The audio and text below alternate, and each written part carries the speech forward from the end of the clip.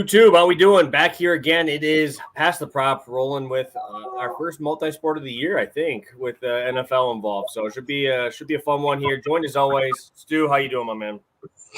I'm doing great. Like you said, I just got that tweet out right there, obviously, going forward. I don't know. We'll obviously listen to the feedback, but I think it makes more sense rather than a weekend look ahead. Talk a little bit of NBA, a little bit of MLB while we still got it. So definitely got a good Thursday night football game to look forward to. Just fired off my first bet of the week. So excited to get into it, talk about it, and hey, hopefully keep the good times rolling. Yes, sir. Yes, sir. It's been good. Obviously, we got a little bit of NFL to talk about from last game. We had the Steelers, Giants. Steelers finding a way to get the miraculous cover with all the crazy stuff happening there. I was like, really? Is Vegas really going to get another dog on this? Are they really going to get the Giants here? But the Steelers come through and kind of went-ish the way we thought, but a lot more points than I was expecting. Yeah, I mean, that was just an ugly game. It's one of those that, I was kind of saying on the show it was Steelers or bust. So I'm glad they obviously got the win there. But Daniel Jones not benched quite yet, hanging in there a little. Tyrod Tracy, a breakout game before getting injured there at the end. I mean, he looked fantastic. It's going to be hard to imagine he's not, the in-control running back kind of going forward there. So, solid game. I cashed obviously our bet, so that was the most enjoyable part. I would say once that bet won, it was kind of, it was good for me. But I will say Pittsburgh looks solid. They look like a good team. They look like a contender. And through 2 weeks with Russell Wilson starting, it's looking like that was clearly the right choice. And maybe a lot of people are maybe owing some apology tweets right now. Who knows? I ain't one of those guys. So luckily I was on that. I was pushing for Russ. Obviously, I'm a very big biased person here. With my Badger flag in the back. But, it was another good performance from Russ. Najee looked great. And that defense made plays when they need to. So interested to see how they go forward here when they're playing from behind. Obviously, I kind of want to see Russ, get into a little bit more of that comeback mode where you kind of have to pass it a little bit more. But, yeah, feeling good about where we're at here on the show. Thank God you picked me up because the Yankees were not doing it for me. So we'll recap mine since mine was a loss here. Najee 50 rushing. I think he hit that in the first 2 drives, so felt good on that. But my God, Yankees don't wake up till the 9th inning. I think it ended up being 6 total runs with 4-2 final. Or Dodgers don't score anything after the 5th. And, the Yankees bats, man, I thought they'd be better than what they are, man. But they woke up yesterday, but it doesn't instill confidence in me at all. Yeah, no, I wasn't paying too much attention. I will say I did pair it with Steelers money line as well, so I did get at least one win out of that with just the Najee leg because I wasn't watching too much of the baseball. But unlucky right there. I feel bad for all the Yankees bettors. I did toss a couple bucks on Yankees to win the series before it started, just like something to pay attention to if it got close. And obviously, not off to the greatest start in the world. So I hope they have the miraculous comeback though. It just started last night. Who knows what could happen? Maybe it keeps on going. Yeah, I don't know. That game last night didn't really instill too much confidence in me. It's tough. It's tough to kind of see a team that's been this good all year and then just bats went cold. They got hot for one game. It doesn't. I don't know if you think momentum goes, it goes momentum. But I'm not on the Yankees here in this series at all. So. A lot of Dodger props usually, but good for you. We got Pickens on like the last drive, so that was a good one. Yeah, it was a good cash right here. I mean, I was kind of saying on the show, Russ is going to throw deep a couple times. I just felt very good about it being Pickens. Well, the first 2 times it wasn't Pickens. It was fucking Calvin Austin and it was Van Jefferson. So they catch 2 deep bombs and kind of like, oh boy, it's not looking too good. But the Giants, luckily, they made something happen at the end. They forced it to be a close enough game. So the Steelers kept on throwing because, as we said on the show, you can throw on these guys. I specifically talked about wanting to pick on Banks. Unfortunately, he gets benched halfway through the game. We can't even pick on him anymore. So it did work out. Like you said, it was a little scarier with the last drive. But, man, that's why I like the longest reception so much. Only need 1 pass. Russ is the perfect profile for it. Pickens the perfect profile for it. Got the job done at the end. Yeah, dude, Russ loves to chuck that thing deep there. So obviously we love to see the winner there. And let's take a look here. 34-22, 18.1 heading into today's slate. I have a little bit of NBA in here. Obviously, starting to kind of get into that, but we got a pretty decent game, right? We got a little bit more injuries than I was expecting, but we talked about it on the show on Monday. Jets being a favorite before the Diggs news. Jets are now -2 right now versus the good old Houston Texans. I believe the over. Let me check the over under there. I have to pull that up. It was 42 last night when I bet it, but 42. I don't know what it is right now. 42. Yep, exactly. Over under 42 -112 to the over. So at least on DraftKings. So let's talk about it, Stu. What's catching your eye here a little bit early? I know we talked about the spread being a little one of those weird ones that just doesn't make sense right away with how bad the Jets have been playing. But what's your thoughts on this one? Jets getting even more steam going forward. Yeah, it just keeps on getting worse for the Texans. I mean, I don't know. Obviously, you're down, your offensive core. Nico Collins, surprisingly, kind of came out and was one of the best wide receivers in the league. Now you lose Stephon Diggs as well. You're down to Tank Dell, who, once again, he just hasn't looked 100% of himself. I'm not sure really what it is. You got Dalton Schultz there as well, but your talent pool is suddenly a little bit limited. And this is a team that did rely a lot on explosive plays to begin with. It's kind of like your guys over with the Packers, honestly. I think there's a lot of similarities between how CJ Stroud and Jordan Love kind of generate offense, and it's relying on explosive plays. But that's not been the case as much this season with the Texans. It's been a lot more of the Joe Mixon show. We haven't seen CJ Stroud kind of play into that top level, peak we saw at the end of last season. So I'm expecting a lot more Joe Mixon in this one once again, as you can see by the player prop lines. The sports books are too. 20.5 carries, 80.5 yards.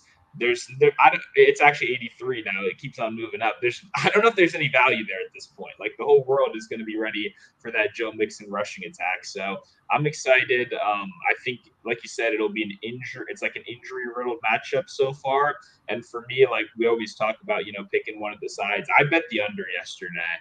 That's where I'm going. CJ Stroud had his worst career game in 2023 against the Jets, a 30-6 loss. A lot of the same defensive players are still there when we look at the secondary, when we look at their strength there. They're playing even more man coverage than last season, which CJ Stroud is pretty good against man coverage, but you got some of the best corners in the league on the other side, and your wide receiver cores suddenly aren't the top of the league anymore. So I think it's just going to be an ugly game. I think it's going to be a slow game. I think we're going to see a lot of short passing from both sides. And at that point, I had to pull the trigger on the under. It's like, I'm not going to bet the Texans at this line. It doesn't feel right. Nothing feels good about it, especially coming off of a Jets embarrassing loss to be even steamed more. Like, I'm just not going to get involved in that. But I think if what the market is saying is true, then I think this is 100% an under game. So I ended up taking the under. Yeah, if I had to pick one of the four, probably just roll with the Jets. I have a lot more confidence in that defense, I think, than I should. Especially with, if there was three good receivers, like when they're fully healthy, I think that changes a little bit because you have two very good corners for the Jets. But when you only have really one option now, I mean, Xavier Hutchinson, no props up for him. Iowa State guy, haven't seen much from him lately. Obviously, with the injury, he's going to have to step up a little bit. I know we've talked about Schultz a little bit over the past couple of years, and he just hasn't done anything really this year at all.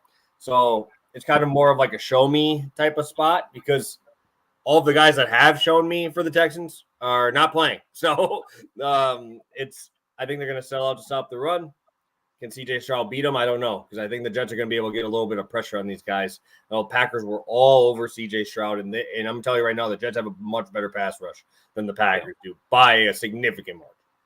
And I'll just say, I was looking at CJ Stroud unders, right? Trying to get ahead of this. They're not making it easy, though. His passing's in the 220. His completions is only 20.5.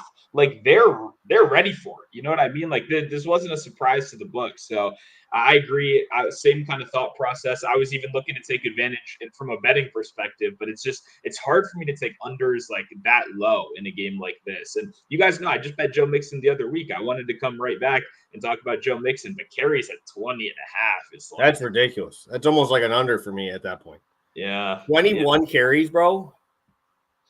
And you like look at teams, right? Just last week, Ramondre Stevenson, 21 carries. It only got him 48 yards. Like we saw them in a good game script get that. I'm just not as confident it's going to be a good game script for them. You'd have to go back to like Ray Davis. He was the last guy who really did kind of cook them. But I think that's more. They were even more banged up at that point, and the Bills were kind of doing whatever they wanted in that game, like no matter what. So this is kind of hopefully a better version of that Jets defense, and I'm not sure the Texans can take advantage. Doesn't that seem a little weird coming into a Thursday night, having a 21 carries you're going to have to get after carrying? How many times did he carry on Sunday? Carried like 25 against the Packers, 3 days rest game. Like, this guy ain't like a guy who's been healthy all the time either. You know what I mean? So it's like, Nixon's going to have to be that guy for him. But I could see a little bit more of Goombawale. I could see a little bit more of those other guys having to spell him Dameon Pierce, even though he sucks. Fuck. You might need to, bro, because I'm telling you, this guy, he ain't young. Like, it's not like this is his first time around. Now you're on a 3 days rest, 21 carries. That's I might be betting the under on that. That's a fair point. I'll say Pierce is questionable, so he might not even play. Dare, I think, does get involved, but probably mostly on the passing downs. Once again, I think that's definitely something I'm going to be 100% looking at when we get lines for. But my concern is just the coaching staff. It's the same as it was before. They're going to run on every 1st and 10. So you're taking an under knowing they're going to run on every 1st and 10, which for me as a guy that the volume is so important. It's like, even if the defense is good, even if they can hold up, like Mixon has over 21 carries in all of his healthy games. The one miss was the one game coming back from injury. So it's one of those things that, like, if he's healthy, which he was last week, by the way, he had his season high in routes and in snaps. They might let him touch the ball 25 times, even if he does nothing with it, because we saw the same coaching staff do that. I'm going to keep bringing it up. Do the same thing last year with fucking Dameon Pierce. They're letting him run like 20 times for 33 yards. So it's in these guys' blood. It's the kind of play calling that they want to have. And we may not agree with it, obviously, but that's my concern with the Mixon. I would take the under on yards before carries 100%, even though it's essentially only asking for 4 yards per carry. Good looks. Good looks. I know we are going to be just talking about this game specifically. Getting our props out for this one. Obviously, going to talk a little bit of NBA here with you guys. If you guys have questions, this would be the day to do it. Also, if you could, I know we got 35 of you guys in here right now. You guys are trickling in. If you guys could drop, if you want to continue to kind of do these NBA slates on these Wednesdays. Wednesdays are always huge. I know we complain a little bit about Mondays because they're kind of hit or miss. But Wednesdays are always a big slate. They're always big slates. I think there's 12 games tonight. So if you guys want to comment, we would appreciate it. If we don't hear too much, I guess, positive about doing the multi-sport, we'll probably just stick to the NFL and just have a little quicker show on Wednesdays because we obviously will talk about all the games on Friday. So, all right, Stu, we'll wait to see some stuff on that. Anything else you want to talk about before we get to props? Yeah, no, I mean, I feel like I'm mostly covered in this one, honestly. It's for me, if you can't tell already, it's kind of like mostly under City. Like, I'm not going to love a lot of like aggressive ladders. The one guy I don't think we're going to talk about much, so I'll get it out the way. I kind of do like Devontae Adams in this game, looking at it a little bit. I know probably doesn't quite know the playbook yet, all that kind of stuff, but I think he could be like that just quick check down option when he's under duress all the time. That's the kind of thing that translates from team to team. So my only concern is I would probably bet his like touchdown, but for whatever reason, Alan Lazard is like 4th in the league in red zone carries, like not, or catches, not among like just this team, like among the whole league, which is insane. Like it's truly insane. You got Garrett Wilson, you got all these guys, Brees Hall, I got Devontae Adams, and hey, we're still letting Alan Lazard get those red zone targets. So maybe it'll take a couple more weeks, but I think Devontae does have a good week here. I will give one over that I think probably is pretty solid that we're not going to be talking about otherwise. Good looks. Good looks. All right, Stu, take it away. We got first bet of the Thursday night game. Yeah, man, I was kind of deciding before the show between both tight ends. I was looking at them pretty close, but honestly, the deciding factor was that I've kind of already been down this road before with Tyler Conklin. Like I already cashed this bet in a very disgusting matchup a little bit earlier in the season, and seeing that, seeing it go through, as they say in basketball, you just got to see one go through sometimes. That was good. Gave me a little bit more confidence to go back to Conklin right here. I had an even better number, over 2.5 catches. It's minus 120 on FanDuel. The rest of the market's more like minus 135, minus 140. That's probably what it should be. I think FanDuel will probably catch up to that pretty soon. So I'd play it till around minus 150-ish. I think that's a good range. But for me, the biggest thing right here is that Conklin is just that short and easy, dependable check down target. Like, he's such a reliable guy. His catch rate since joining the Jets is one of the best in the league among tight ends. He doesn't drop the ball very often. He doesn't run the wrong route very often. All these kind of problems you see in the Aaron Rodgers verse, right, where we see blaming everyone in the world. Conklin's kind of just doing his thing out there. He's a solid blocker. He's one of those guys that he's just a very average tight end. Like, he's not bad, he's not great, but he's going to give you some solid weeks. And he started out the season slow. Wasn't too hot. I believe had one catch in the first 2 games, but he's now rattled off overs in 5 of his last 6 coming in, including last game, even with Devontae Adams. What I like the most, I brought it up, I played him against the Broncos earlier this season. Conklin has faced 2 top 8 blitz rate teams so far. So far, the Texans are 8th in blitz rate. That's why I picked that number. You could also pick top 10 as well. It doesn't actually matter for this stat right here. But the Texans are currently 8th in blitz rate right now in the season. The other 2 teams they faced like that, he had 4 catches and 6 catches against. So he obviously took care of business in both of those games. The reason I brought him up earlier is because now Devontae Adams is on this team. I think when you talk about a profile, the kind of thing I'm looking for here and that short yardage check down option, I definitely think Devontae is going to be involved. I definitely think he takes a catch or 2 away from Conklin. But once again, this is one of those spots where I probably would have had his line at 3.5. I don't think the sports books feel very comfortable aggressively moving guys lines like that in games that project to be under scripts, that project to be ugly.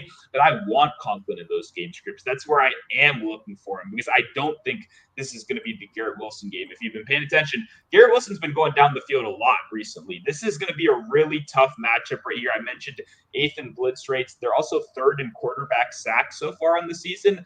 Not only do they have Anderson, not only do they have a strong unit, they just got Autry back as well, who was fantastic last year. He can play both inside and outside. He's been cooking ever since he came back. This is a scary defensive line. Like, this is a team that's going to absolutely get after you.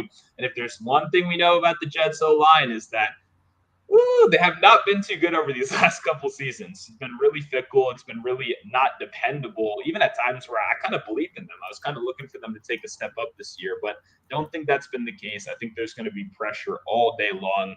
And the other interesting thing, in those games where I mentioned, right, I talked about Conklin taking a nice little spike in target share against these blitz-heavy teams, right? 4 and 6 catches in those 2 games.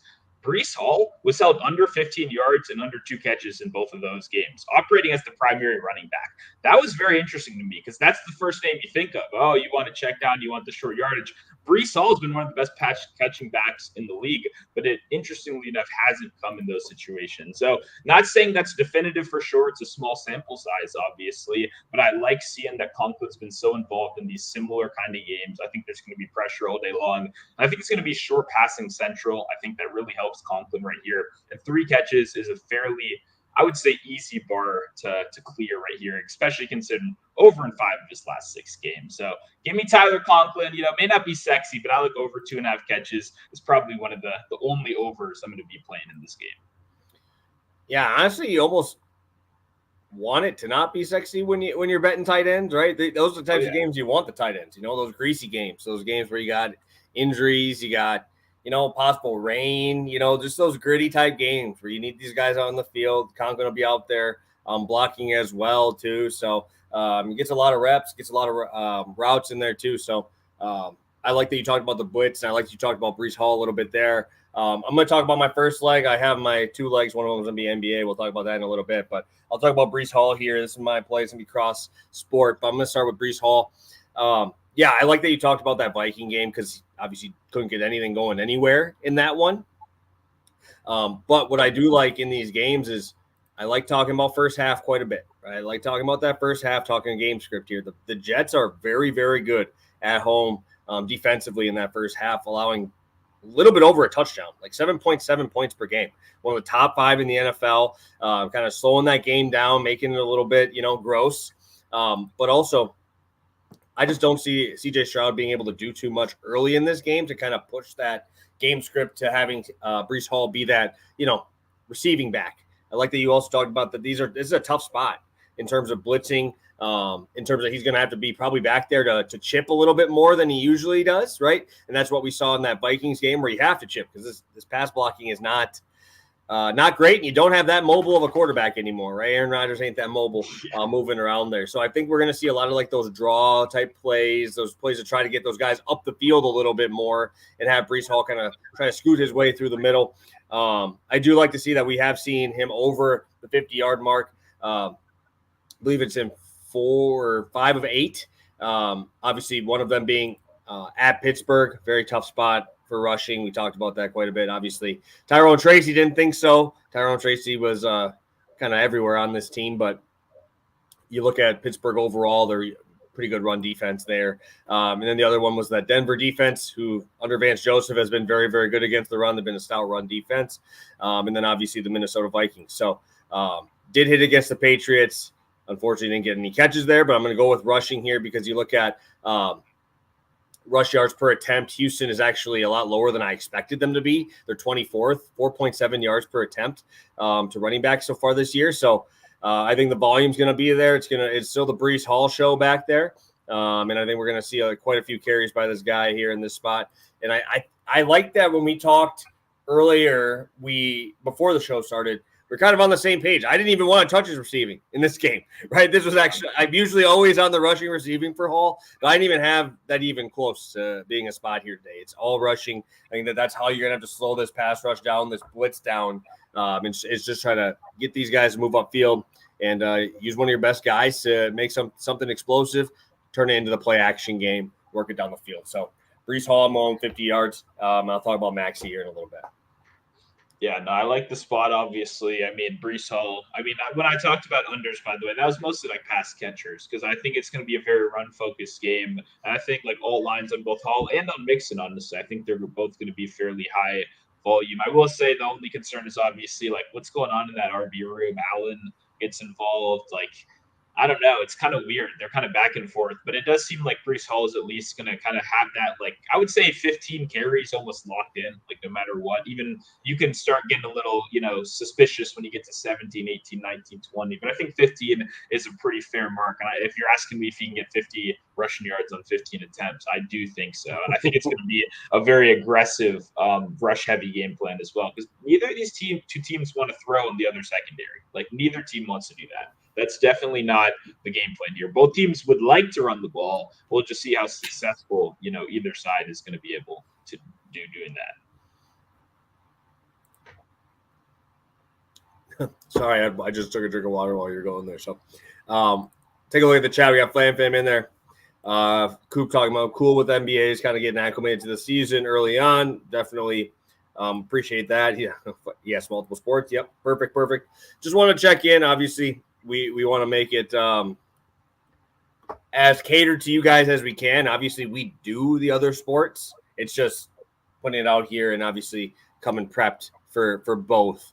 But it's a lot easier for us to do it on a Wednesday when we only have one game to talk about. And we have a huge NBA slate than trying to do Friday where we have a huge NFL and a huge NBA slate. So this makes it a little bit easier on us just to do the one spot there.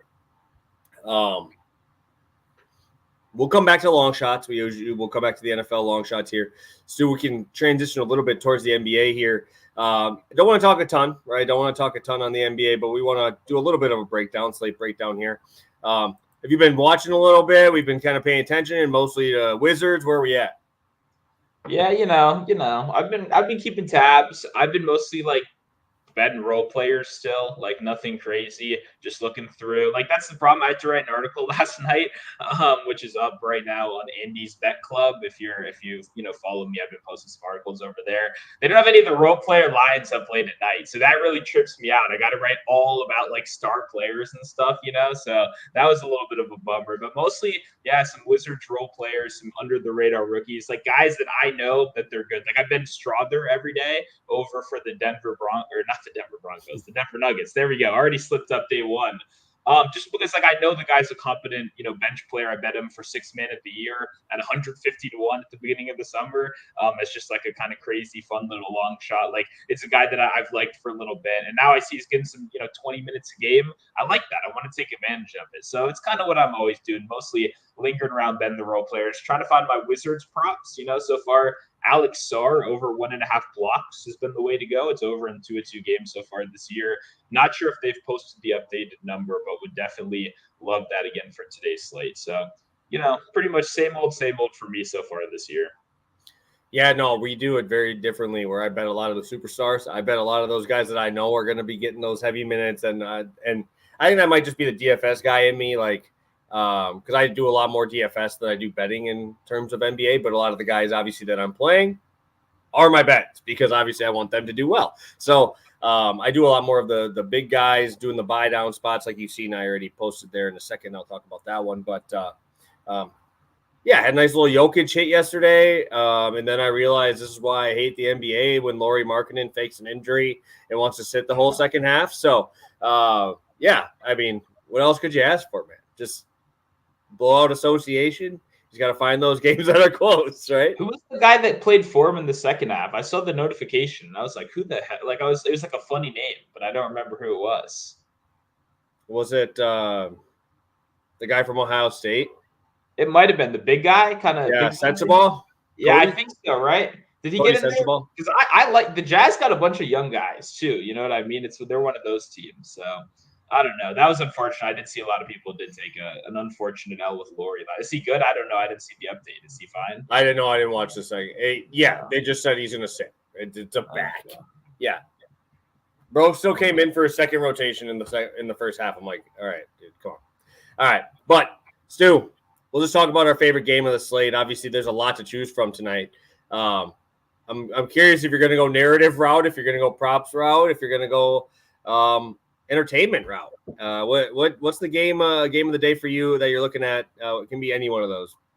Yeah, I'm going narrative route. I got Lakers, Cavs. Yep. Game of the day for sure. LeBron back in Cleveland. I did bet some LeBron overs as well at 21.5 last night. I think it moved to 22. Still probably pretty fine. In his last 4 games in Cleveland or against the Cavaliers with the Lakers, the guy's averaging over 20 field goal attempts per game. Like he's chucking it. And that's all I really want from him. So far this year, he has a 25% usage rate versus AD's 32% usage rate.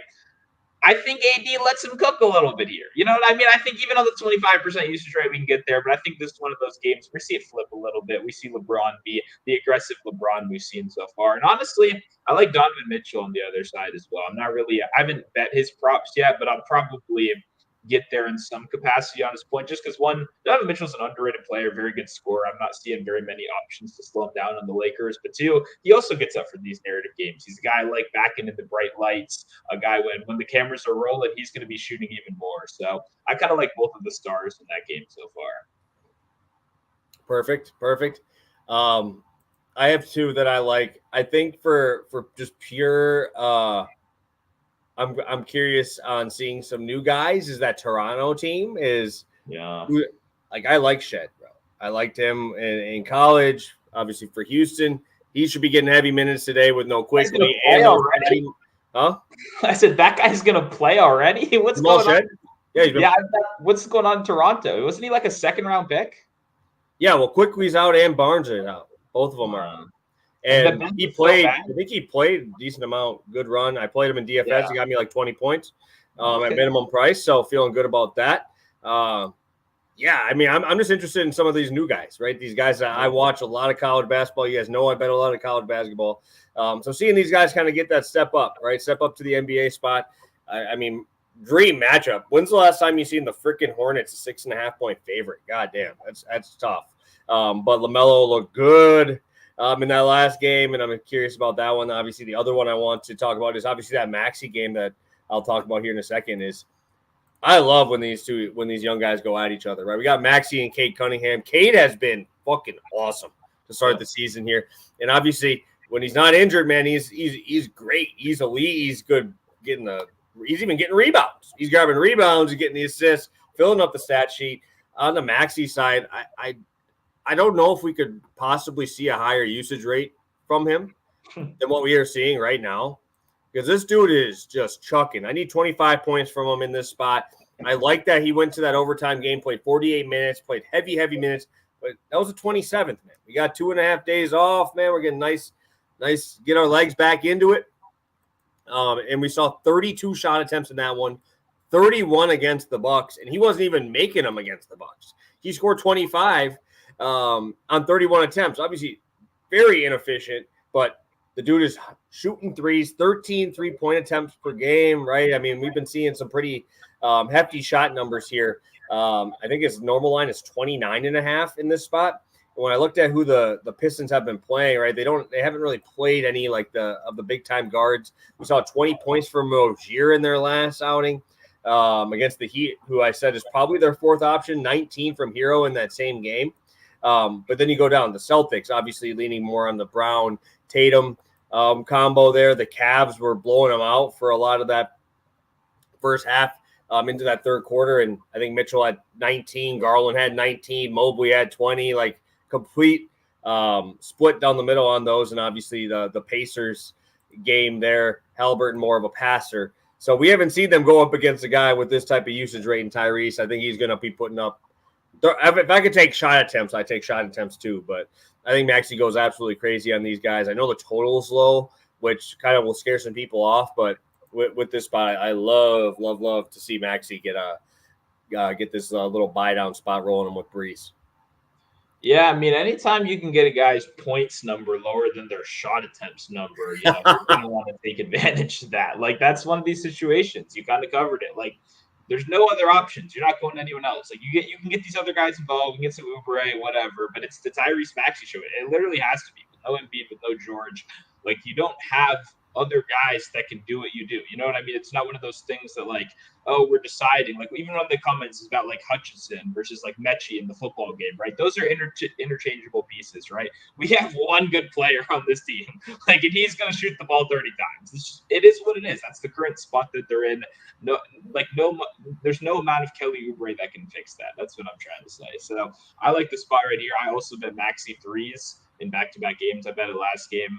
I'm probably going to take it again. Pistons defense playing better, even if they're a good squad. He's going to shoot the ball 25 times a game. I'm going to take it. Let's go. Yeah, and the nice part is this might be the first time Andre Drummond this year has actually had someone that can physically stand next to him and not look like a bum. Where you get Duran down low, and he's actually been just filling up the stat sheet, grabbing rebounds, dunking it. He is not taking shots outside of offensive rebound putback dunks, right? And then obviously you got Drummond down there, just doing the same thing. So obviously I like this game for the Cade Maxey matchup, but I love me some big guys, like actual centers here. And I'm interested to see.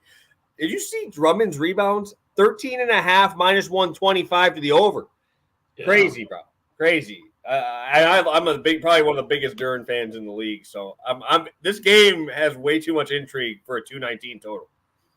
No, that's very fair. And I like Drummond too. I wish he would start. It'd be funny. Like it would just be entertaining. Like the guy's the best rebounder in the league and not even a starter. I don't know how that happens. But like anytime he gets in the game, I'm into it. So definitely like the look. And yeah, I'll probably be tuning into that game a little bit as well tonight because I also do have the max seat on retail on this one as well.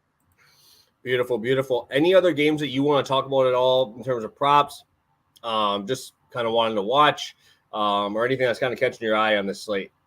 Okay, well, now it's Toronto because I've not paid attention to them at all. I bet their season win total under the day before. I looked at their roster. I was like, okay, like, what are we doing? Like, come on. These guys are more likely to trade half of the team by the season end. So, and now I'm looking at it. I don't even know who half these guys are. Battle? Like, I mean, Ohio State.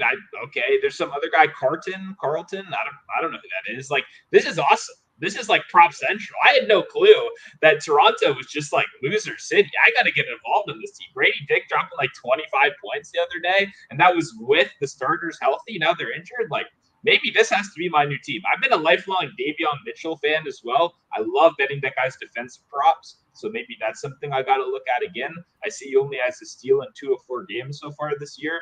Charlotte, they can be a turnover-happy team, though. I love Davion Mitchell on defense. That's not really an updated look on this year, but I'll probably bet the steal in some capacity as well. If the guy's playing 30 minutes a game from what I've seen from him, I'll take a steal. So all I'm saying is you sparked I got to get into this Toronto team because I had no clue. They're all hurt, bro. And Scotty Barnes is out 3 games. So this is the first game that he's out from the start. So you can start to get, some heavy minutes for some of these bums. So Okay, yeah. No, I'm gonna have to be a backup Toronto fan. I mean, I still got to keep track of all my bums in DC first. It's a tough task already. I got one team to keep an eye out on, but I mean, Toronto. I like these opportunities to get these random guys. So, but yeah, that's what I wanted. Just because I scrolled it up and I was looking through the team earlier when you brought it up, and I was like, we can't let this hang. I gotta bring it back to this right here. But beyond that, going to be watching my Wizards, taking Sar over 1.5 blocks. I didn't see that line posted yet. It keeps getting posted real late. So maybe it's because Washington has the injury stuff with like the rookies or whatever. George. Well, Kuzma's out tonight too. So okay. So they're probably waiting to kind of because they're probably going to get long shot central out there. A lot of people are probably going to take ladders on that with 38 minutes of Kyle Kuzma going up to some random. Jordan Poole might shoot more than Maxey tonight, and that's going to be impressive. Yeah, I mean, shout out to my guy Bilal. Hopefully he can keep taking that step up. He's been pretty solid so far this year, definitely.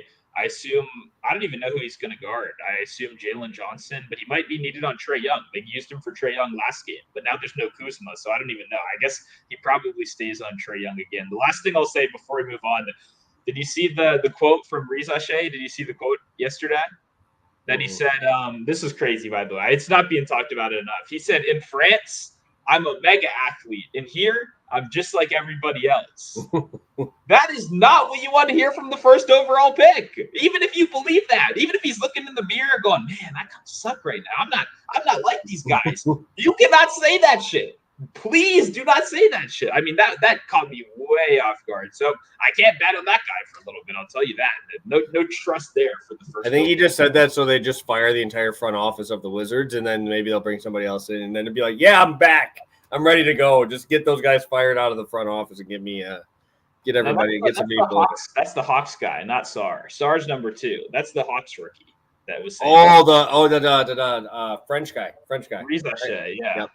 I saw his props are they're like still like pretty fucking low. Like I thought he would play a lot more on him. He scored like 0 points. I was like, fuck. Yeah, one guy and even with what's his face sitting out, Okongwu sat out, I think last game, and he still didn't do much.